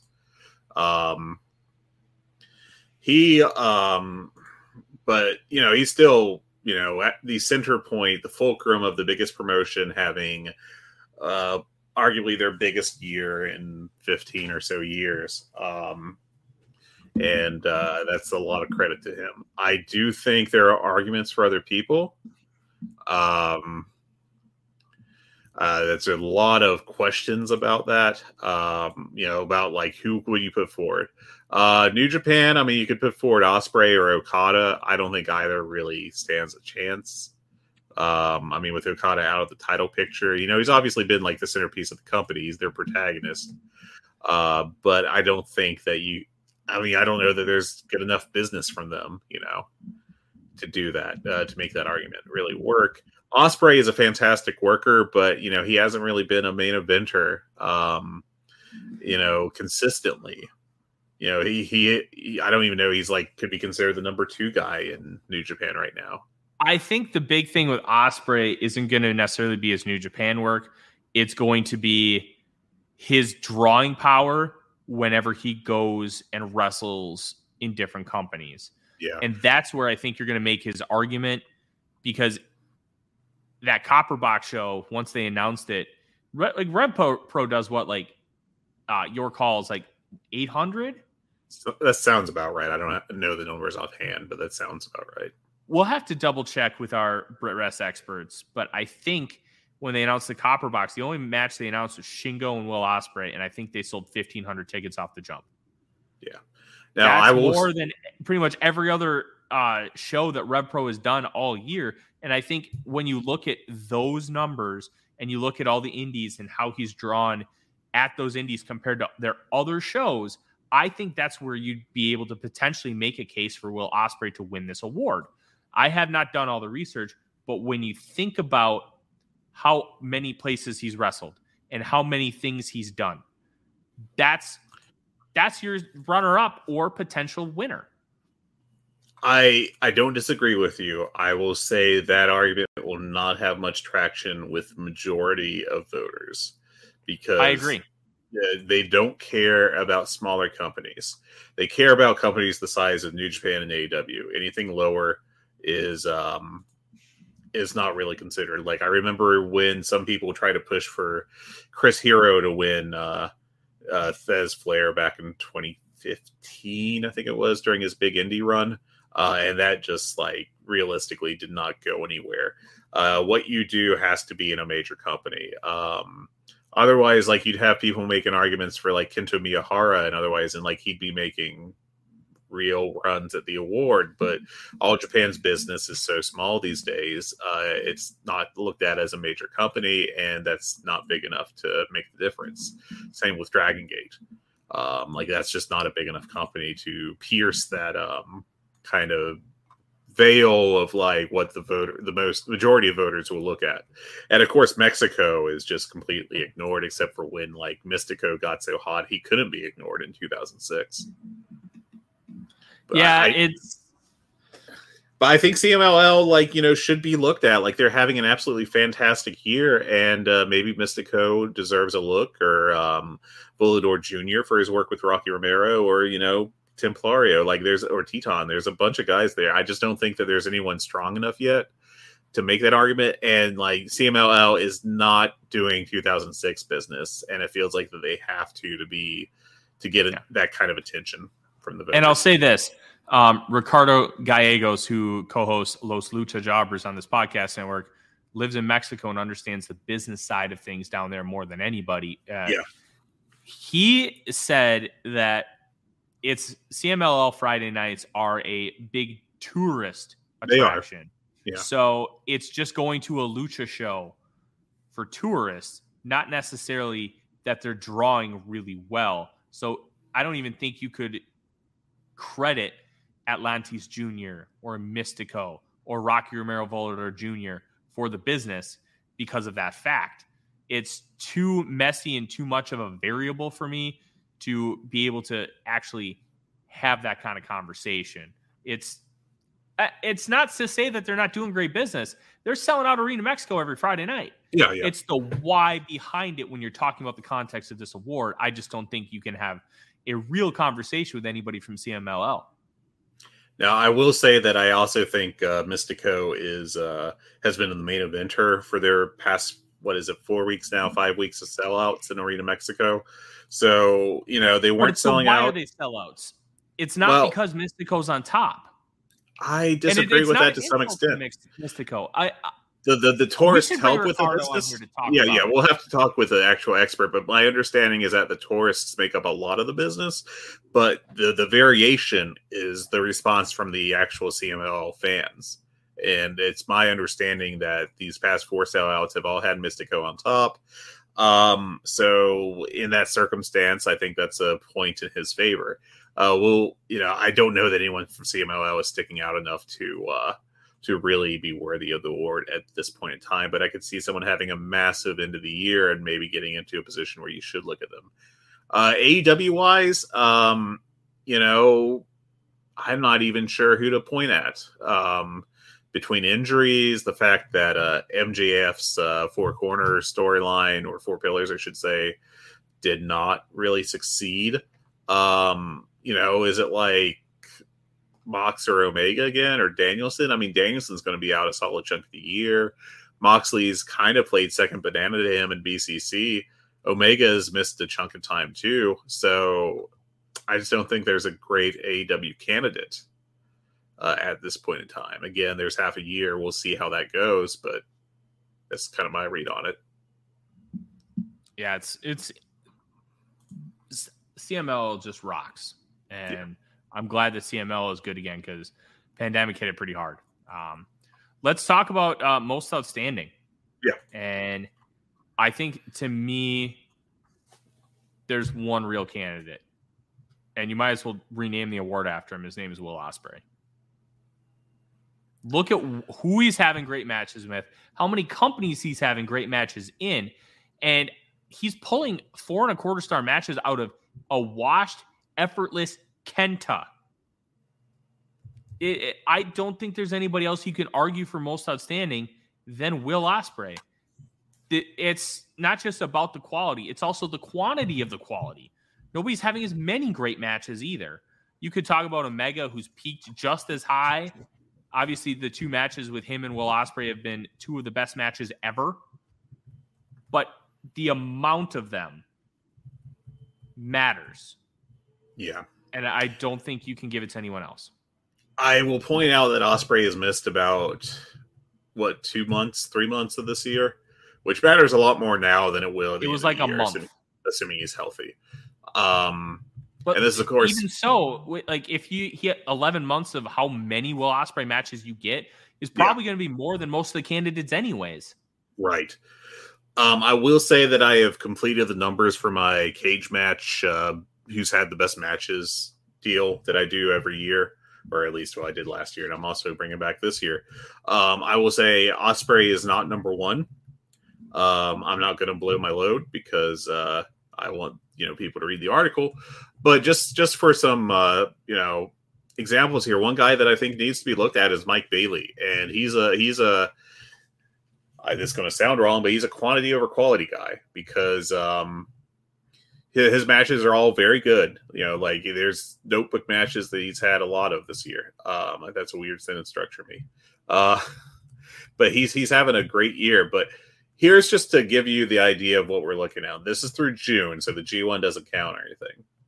But in terms of just matches that qualified on Cage Match, Okada's had 17. Ospreay's had 12. Zack Sabre Jr.'s had 24. Julia, who's the top woman on the list, has had 15. Hiromu has had 22. Mike Bailey has had 43 qualifying matches. Speedball's a good candidate too. He's a workhorse. A lot of the stuff is in indies. That's going to hurt his candidacy. I think it hurts him less for Most Outstanding than it would for anything with the Flair Thez one. But I think, if he's able to keep up this pace, I think he deserves a look. I don't think he'll win just because he's doing his stuff in like Impact level and below, outside of the Best of the Super Junior. But he's working everywhere. He's working every indie. He's in, and he's doing great performances everywhere. So that's a guy I would look at. Other than that, it's a bunch of traditional names like Hiromu, Okada, Moxley, Omega, Vikingo, I think is a good pull. One guy that's up here that I didn't expect is Kano, actually, for Noah. He's had a great year. Good year. But yeah, I mean, I do think in the end, Ospreay is a very good favorite. He's probably going to end up with the best G1. And that will definitely boost him with the voters, and he'll end up being a big part, I'm sure, of Wembley. I'd be shocked if he wasn't. So now I think, if he does get lined up opposite Chris Jericho, that's not exactly going to be a rematch with Omega, but it'll be variety, and that could help him too, showing that he can work different styles of matches. But I think he's it's probably him with the leader as the leader in the clubhouse, at this point in time. It's going to be an interesting one to continue to track. Yeah, for sure. Now, here's an interesting one, and I think it's interesting because of a relative lack of candidates compared to the past couple of years. Tag Team of the Year. And I say that's interesting because Aussie Open was inactive for a long time because of Mark Davis's injury. FTR has not done a lot. They had time off at the beginning of the year. Then since then, they haven't been in too many big matches, excluding the Bullet Club Gold ones. The Young Bucks have been relatively less active. Honestly, I think my pick at this point in time might be Kevin Owens and Sami Zayn. They're having a strong, they're just about the in-ring MVPs of WWE on this year. And how many matches have they had as a tag team? 6? It's more than that. I mean, they've been the champs for a long time now. Since WrestleMania, so beginning of April. So they've had a 4-month reign at this point. I have let's see. Let me. I'll work on this some more. Who are some other candidates you can think of?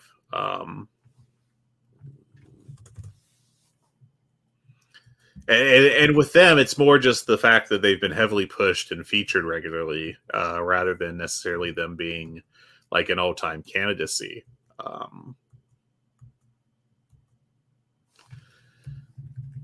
Looks like in my spreadsheet they've had about, excluding any kind of 6-mans where they were part of a team together as well, they've had about 10 tag matches that are high profile and everything. So I think that that's enough to show that they're a key part of WWE right now. they're one of the most over acts in that company. That's the number one company in the world. I think that, I'm kind of leaning towards them at this point in time. Again, a dearth of competitors, it plays a big role here. I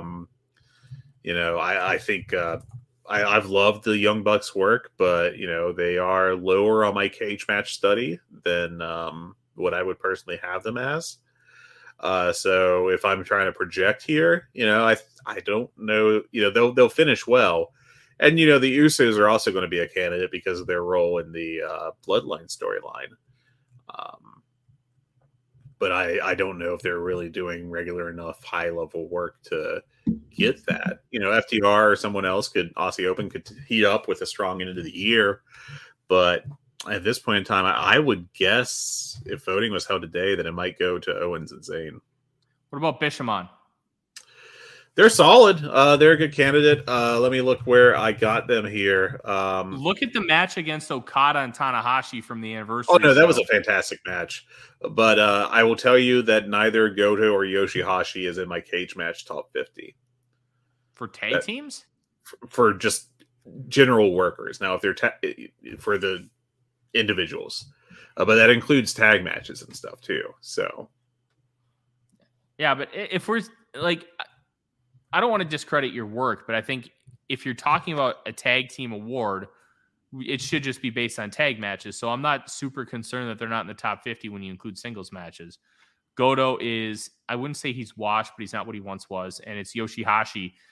Those who are more invested in New Japan think more highly of Yoshihashi than others, because in a vacuum, Yoshihashi's fine-ish, but he's a lot better when you understand like Yoshihashi and how he's grown and evolved throughout the course of New Japan. So in this context, it's about being a tag team, and Bishamon has been really, really good and peaked at great. Some people gave that match 5 stars for the anniversary show. That's where I'm at. Just for comparison, last year, at the end of the year, once everything finished up, I mean, Kyle Fletcher and Mark Davis were tied for 14th in my cage match thing. Nick Jackson and Matt Jackson were both in the top. Well, Matt Jackson was 21st, but they were both in the top 21, I guess, technically. Cash Wheeler was 29th. That was the low guy from FTR because, Dax did his little, vote me most outstanding guy gimmick. So, like, it's not compared to last year, it is not a super strong year. So, I think that's just something to consider. But I do think I might lean towards Owens and Zayn. Yeah. One tag team that I will mention, Claimed has had a good year. They're lacking holding the titles for very long, but every time they're in the ring, they perform. Like, I don't think their candidacy is as strong, but by the end of the year, maybe it is. It's a team to keep your eye on. I think they could get there because they're still one of the most over acts. I'm underwhelmed by their in-ring half the year so far.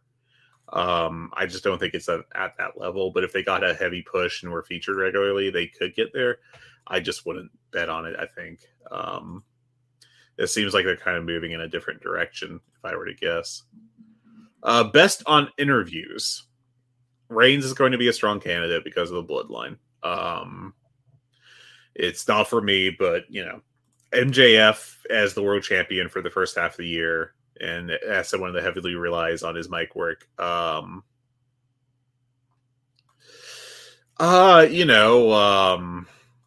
honestly, Christian Cage, I think, should be looked at. Which award was this again? Best on interviews. Oh, Christian Cage. Oh, my God. He's so good. MJF, obviously, is a candidate every single year. Yeah. Don Callis. I think Will Don Ospreay. Callis has been so over as a heel that I think he has to be considered.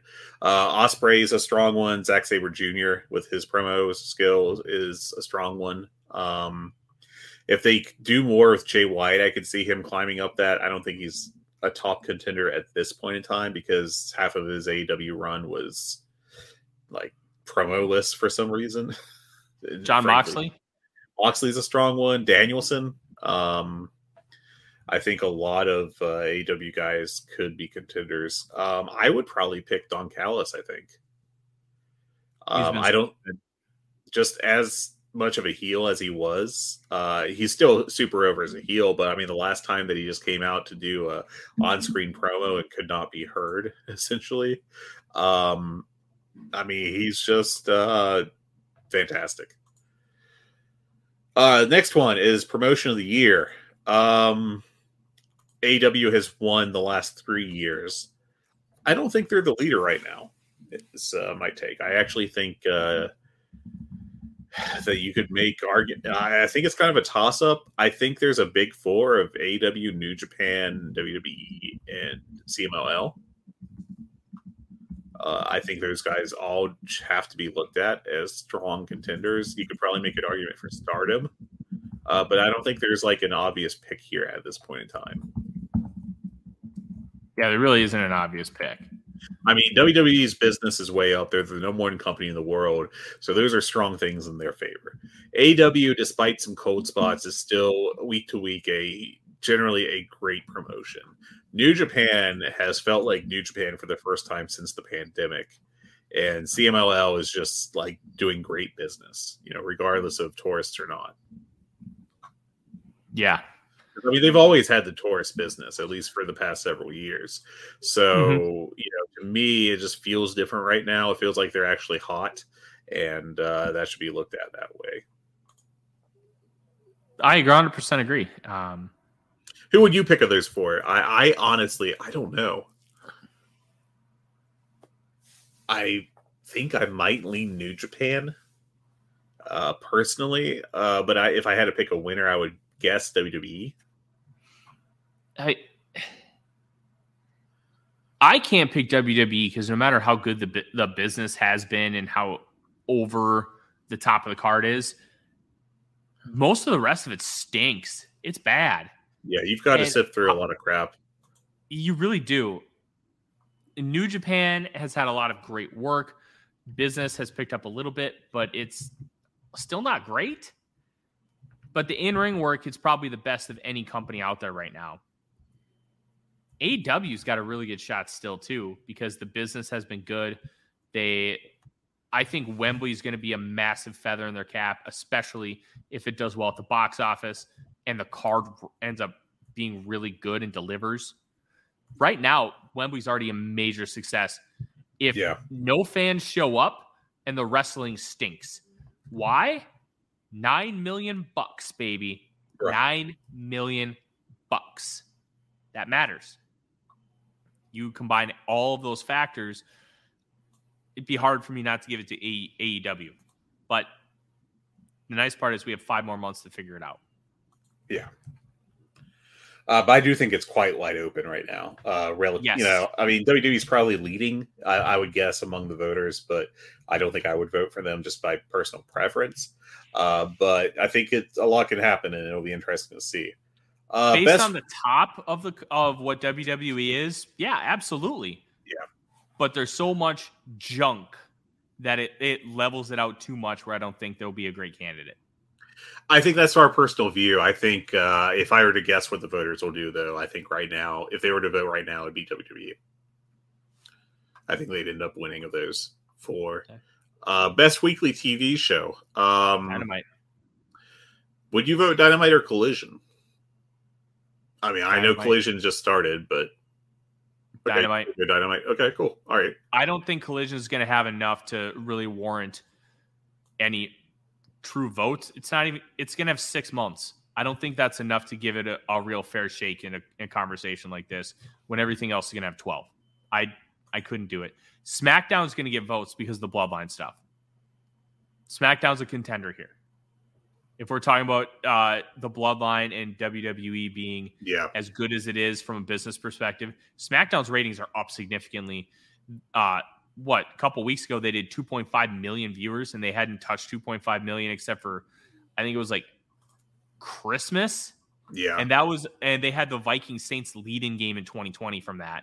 Yeah. And week 2 of SmackDown, I think did 2.4 after week 1 did 4 million. So that's a huge feather in their cap.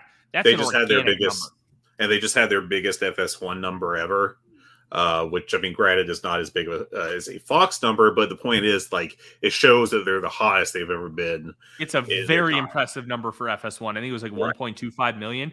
That's huge, considering it's not even the channel they air on. So I think there's a strong argument for SmackDown. Again, it's not for me. It's not what I would pick, but I wouldn't be shocked if they end up winning. I think this one will be a little more torn. The SmackDown will be boosted by its place as the premier WWE show in terms of ratings and everything, and also the Bloodline. But I mean, I think there'll be a lot of fans that subscribe and vote that prefer the AEW style, so that'll be interesting. Yes. I'm going to skip match of the year. That's a whole nother discussion, and like, there's so many candidates that it's hard to pick. I'm also going to skip like the country/continent specific MVPs. I am going to go to most improved. I think that's an interesting one to discuss because I have a candidate in mind that I would push for. I have one that I think will be pushed, and I would never in a million years vote for them. I would never vote for it, but I think will end up getting a lot of votes, is Dominic Mysterio. Oh, God. You're right. Yeah, I'm just telling... This is just me reading the tea leaves. I think he'll be a strong candidate in this award. I would definitely not vote for him. I am so underwhelmed by him in every way. I think basically he's leaning on Rhea Ripley. I think a lot of that can be credited to Rhea Ripley. And like, he's done his role and everything, but like, I would never want to just sit down and like clap my hands together, turn on the TV and watch a Dominic Mysterio match. My candidate that I would favor is Willow Nightingale. I think she's stepped up big time. I think she's really improved as a worker, and I think she's a future superstar. I'm out on Willow Nightingale for this award, and this is going to sound weird. I don't necessarily think she's gotten better, per se. I think she's had more opportunity to shine. That's fair. And like, when you're talking about most improved, to me, she's just gotten opportunities. It's not that she's gotten significantly better and made these great strides. She just had shots. And sometimes that's all you need as a wrestler. That's fair. That's fair. I'd consider giving most improved to Shota Umino. Okay. Going from basically being sent home from Rev Pro because he got fat. And now his performance in the G1, which admittedly you haven't been able to really catch up on. Yeah, I can't comment on that. Yeah. His fire is there. He's starting to feel a lot more comfortable in his role. He's having great matches. And his elevation is coming at a perfect time for New Japan. I would give it to Shota. I think he's the guy. And I know Rich Craich from the Flagship has been really hard on Shota, and a lot of what he says has been very fair. But he's constantly improving, and whatever happened in Rev Pro lit a fire under his ass. I don't know if he got like a cattle prod or something just whipped into his head. Something flipped, and he's figuring it out. And I think the constant interactions with Moxley, with Okada, is starting to rub off on him in different ways, and he's made a lot of improvement because he was that one young lion from that group that everybody thought was going to be this mega star. And he's starting to really show that star charisma, and the work he matches it too. I'm trying to think of other candidates at this point in time. I don't know that anyone from Dragon Gate has actually improved enough. Like Madoka, like all their young guys have been good for at least a year now. What about Wheeler Yuta? That's a good one. I don't know that I would have thought of him because I thought he was already great. Daniel Garcia is another one we could look at, I guess. Now, I mentioned Yuta, but could he be put in the same category as Willow Nightingale, where it's more just about opportunity than actually improving? Yes. That is 100% my take. Even more so than Willow. Is I think both of them have been great workers. I've considered them like top 50 wrestlers in the world for the past couple of years. So I don't know that I could really say they're improved. This is a really tough one because I'm going through my best matches list, and I don't know that I have anyone that I feel confident enough to back here, because my people that I have highly rated matches for largely are just the usual suspects. Like, they're people that I don't think stepped forward this year. There are people that have already had great years. Maybe Yota Tsuji. Possibly he hasn't done enough yet, but Umina's a guy. Yeah, when I'm scrolling through and it's just like veteran after veteran, I don't know that I have a great most improved candidate here. One to watch for is Nick Wayne. Yeah, Nick Wayne's an obvious pick. Now he has the platform for more people to be exposed to him. And being that he's 18 years old, if he just has a dynamite back half of the year for AEW, worth keeping an eye on. He's not there right now, but worth keeping an eye on. Yeah, Jordan Oliver should be a candidate too, but he's not. Nick Wayne, he won't only be a dynamite candidate for the second half of the year. He might also be a collision candidate. Wow. Wow, Fred. I'll give you credit. That was good. I got to get my shit in. I think other than that, I mean, and like with Nick Wayne, he's like, to me, similar to Willow Nightingale. It's just, I don't know if it's so much improvement as opportunity, but sometimes that's part of it too. Well, that's the tough part with trying to project this award out, because how much of it is actual improvement? Right. You have to parse that out before you can actually answer the question. And with Daniel Garcia and Wheeler Yuta, I don't think they've necessarily improved a lot. And I use air quotes that all of you could see through your audio platforms. We all know podcasting is a visual medium. It really is, especially when you got these two good-looking guys. Hey.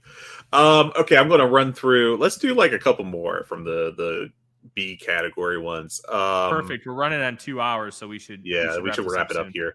Let's do. Here's ones that I always like. So these are horribly named, and people always complain about it, and people misunderstand it. But Dave's going to Dave. So like these aren't changing. But most overrated and most underrated. What do those actually mean? They actually mean most overpushed and most underpushed. Mm-hmm. So who would you have as most? Let's be negative first. Who do you think is the most overpushed person in wrestling today? That's honestly a good question. If I'm going solely by personal interest, Dominic Mysterio for me. That's a great one, because he's actively bad in the ring. Yeah. But he's getting great reactions. That's the thing. Yeah. How much of those are real? That's the big question with WWE. But it's kind of, I think WWE's got to the point where they can they really are in a position to lead people by. They've conditioned the audience so much. Yeah, pretty much. Dominic Mysterio's one. Taya Valkyrie. Taya Valkyrie's again, I can't say it given what she did in the Jade feud in the first quarter of the year. But it's after that. She should have just been pushed out of the territory at that point. If she does not improve, if this is what we're going to see every week from her, and I saw someone say that she's had the most matches of any AEW woman wrestler this year, which is not what I would have done. But if she has an awful second half of the year, if this is like a precursor, then 100% I would favor her. If you want to go kind of twisted, I guess, Vampiro, more in the sense of him wrestling at all. That's not Vampiro's fault. That's the companies that book him. I wouldn't consider him at all. That's probably a better, most disgusting promotional tactic candidate. Yes.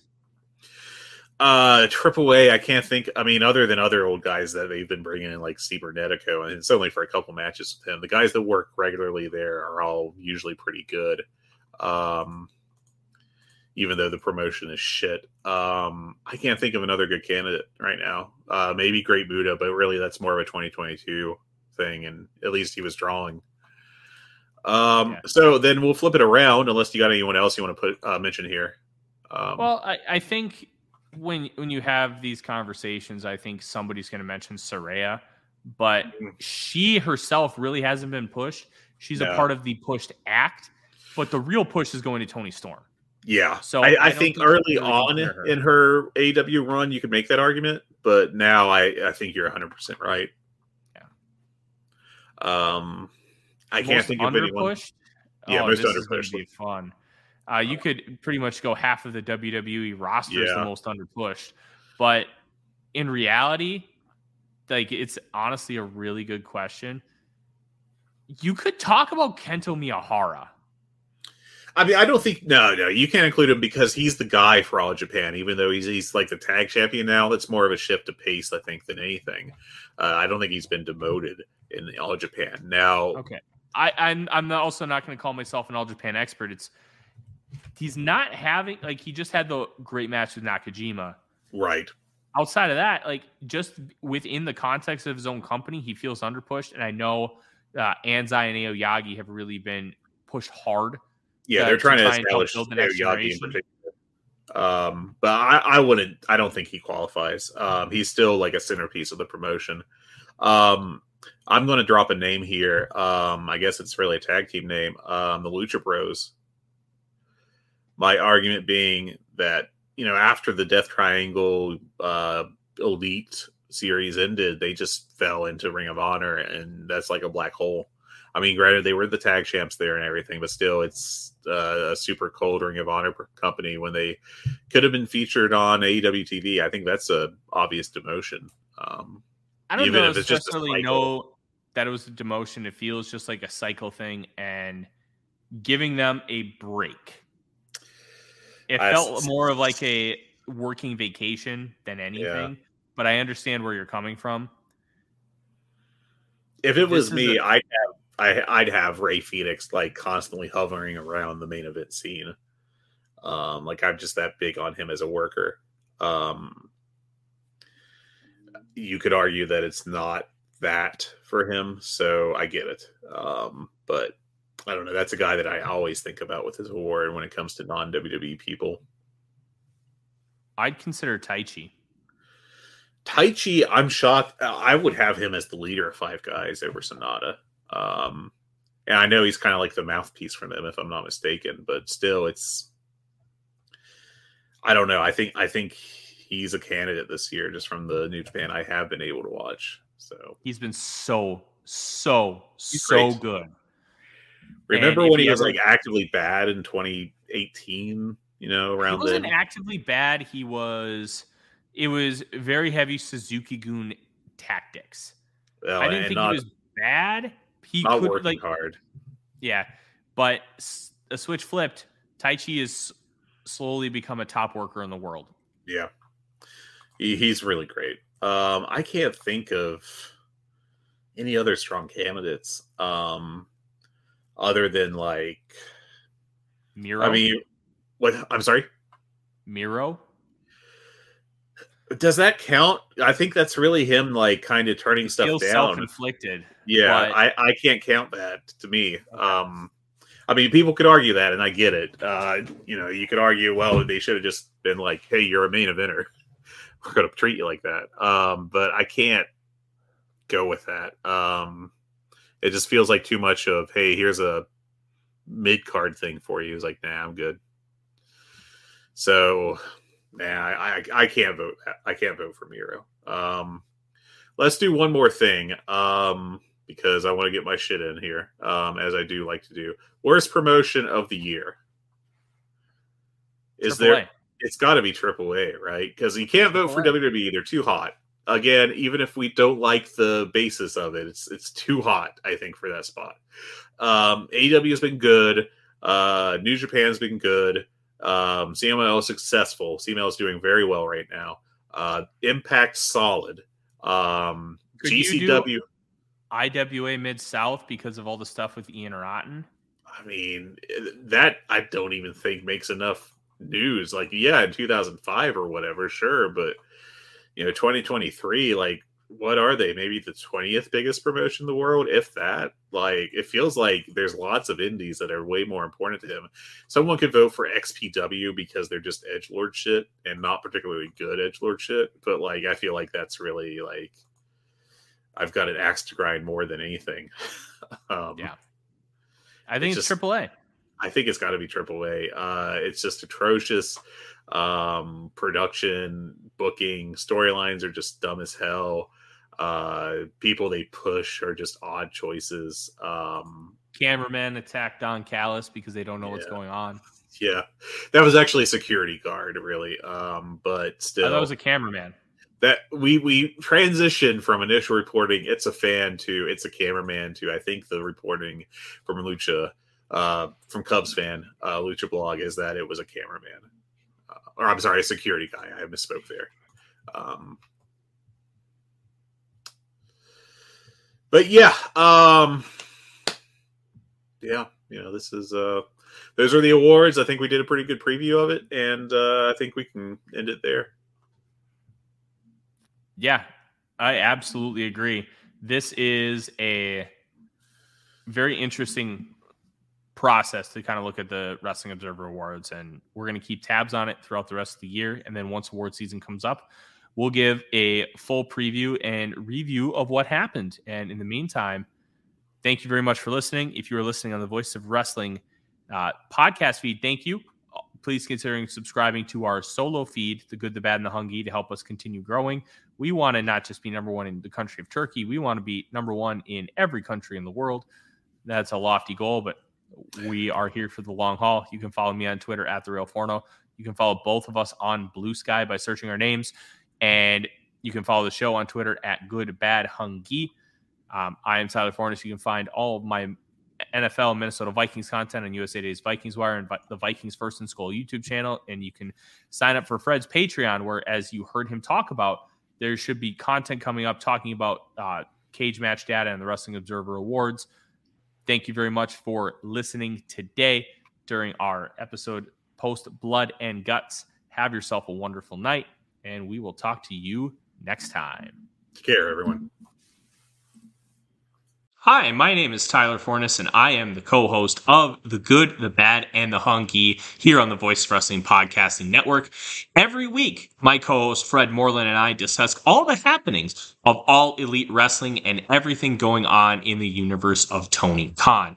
We talk about Dynamite, we talk about Rampage, and we will talk about Collision when the time comes as well, along with all the appearances outside of AEW from all the best talents in All Elite Wrestling. This is one of the more cohesive wrestling companies in the entire world, and we discuss every intricacy about it, including the unique booking of Tony Khan that is both a huge positive and a major detriment. Check us out every single Thursday here on the Voices of Wrestling Podcasting Network. Hello there, my name's Neil David, and I'm the host of Eurograps Express, the podcast exclusively dedicated to the wrestling of Europe. If it's wrestling and it happens in Europe and it's good, we talk about it. Whether it's RevPro, Progress, WXW, Passion Pro, Pro Wrestling Chaos, Pro Wrestling North, we don't care, we talk about them all. If it's good and it's exciting, I want to share it with you.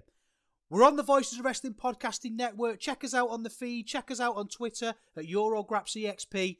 And join us for chat about European wrestling and a little bit of chat about cheese. Hopefully see you there.